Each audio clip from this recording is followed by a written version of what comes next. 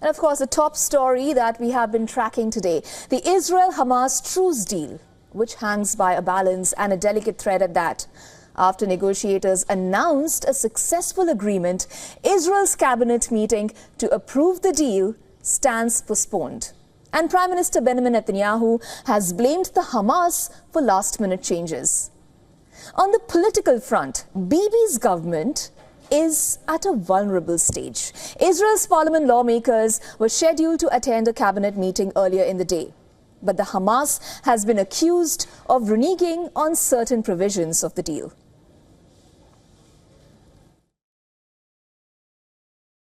The Israeli government wants this deal to be finalized, but only a finalized deal, which is agreed to on all sides, can be brought to Israel's cabinet. It cannot be a deal which is correct in some places and not in others. So what our Prime Minister has this morning, our office has this morning said, is that there has been a walking away from certain aspects of this agreement to free our hostages, which was agreed to previously, but now Hamas have walked away. In Israel, the political situation looks bleak for Benjamin Netanyahu. Far-right leaders are doubling down on the Prime Minister, threatening to quit the coalition government if the deal is accepted. The two primary leaders concerning Bibi are Ben-Gvir and Finance Minister Bezalel Smotrich. Finance Minister Smotrich and his religious Zionism party has demanded that the war in Gaza be resumed after the phase 1 of the ceasefire deal. Else, the far-right leader has threatened to quit. While the Hamas has been publicly blamed for the delay, Israeli media reports suggest that the cabinet meeting got postponed because Bibi is trying to convince his finance minister to not quit the coalition. Now, Israel's government needs 61 of the 120-seat Knesset to remain in power. Currently, the ruling coalition has 68 seats. Netanyahu's Likud party has only 60, while Ben-Gvir and Smotrich together have 8. Should both these leaders and the parties quit, Bibi's government will fall. Netanyahu's political career already hangs by a thread, with 3 active trials ongoing, an ICC arrest warrant against him, and protests in Israel since 2023 calling for his resignation. The stakes are very high for Benjamin Netanyahu's political career.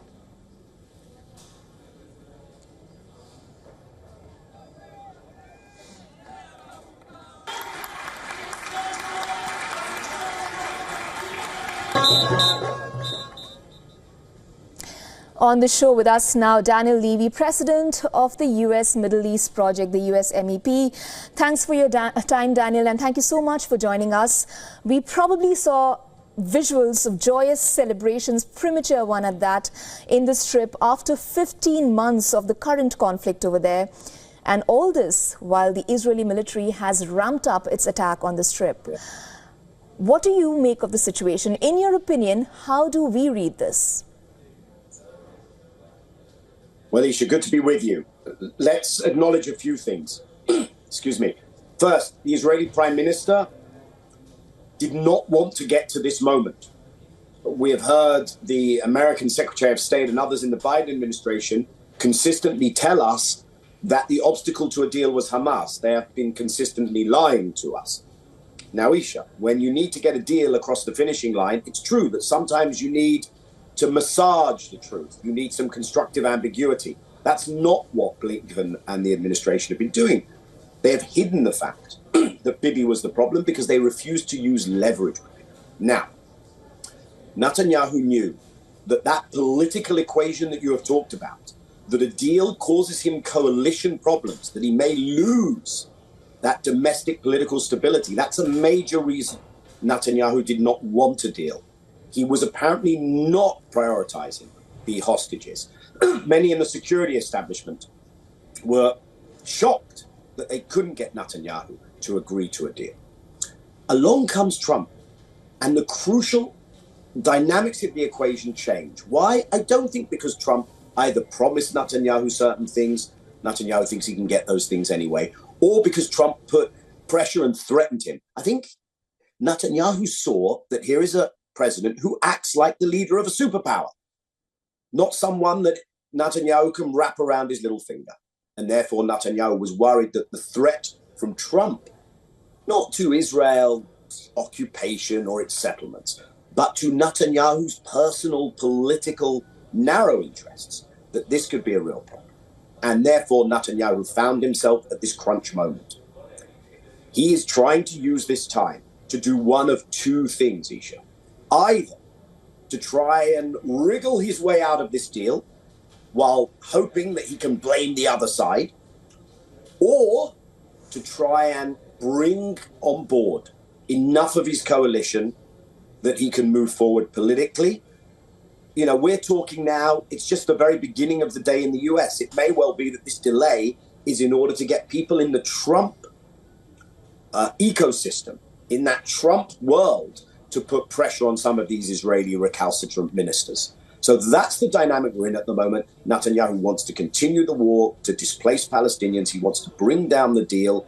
If not, he wants to at least hold his coalition together. And as you said, while all of this is going on, Israel is ramping up its killing in Gaza. And that's a horrible thing, because that is happening not because they think that this pressure may help get the deal over the finishing line. No, so much of what has gone on in the last 15 months has been the gratuitous killing, destruction of homes, schools, hospitals, the horrific humanitarian circumstances because they're not letting aid in. And so you have these two groups. You have the Palestinians in Gaza desperate for this to end. You have the families of the Israelis being held hostage desperate for this to end. But it all revolves around Netanyahu's narrow politics. Right. You very well explained to us what the domestic politics and the political situation looks for Benjamin Netanyahu. Daniel, I want to ask you, do you ever see a solution here, being an expert on the subject matter, and what does that solution look like to you? Isha, I think there are two ways of understanding your question, if I may, and I'll have a try at both. One is, do I ever see the current thing that we're talking about, which is a ceasefire in Gaza, a deal for Israelis held in Gaza to be released, for Palestinian prisoners, there are thousands of them, often held in detention without trial, to be released from Israeli jails, for the destruction to end, for the humanitarian assistance to go in. Do I see that as a possibility? Yes.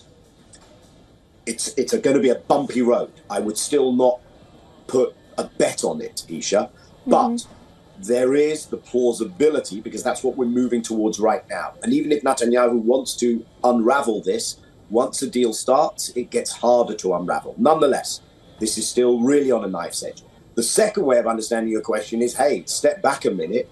This is just one part of a much broader conflict. The Palestinians don't have a state. Israel has been in occupation of these lands for decades. Israel has been building illegal settlements, expanding its presence, displacing Palestinians, stealing their land, creating circumstances that are inhumane for Palestinians to live in. It's been called a violation of international law by the International Court of Justice, an apartheid regime. So can we have a solution to that bigger picture? Because if you don't get that resolved, then there will not be sustainable security. That is a much harder question, because that takes a real reset in how Israel goes about conducting itself. And that means that in the international community, of course, America is crucial, but it's not just America.